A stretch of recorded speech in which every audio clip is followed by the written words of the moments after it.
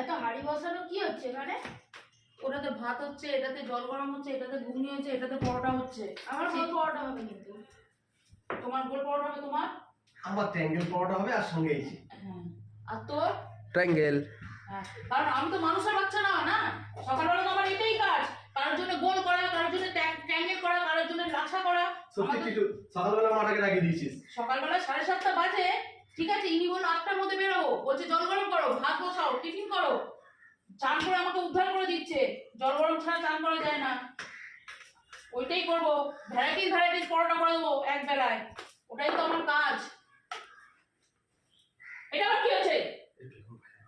বেগুন ভাজা না হলে চলে না, ট্যাঙ্গেল ছাড়া চলে না। সরে যাও। আমি স্কোয়ার খাবো। আটার লেচি ছুঁড়ে মারবো। স্কোয়ার খাবে? ওটাই হচ্ছে কাজ আমার। রাগাচ্ছিস কেন সকালবেলা? যেটুকুনি পাচ্ছিস সেটুকুও পাবি না।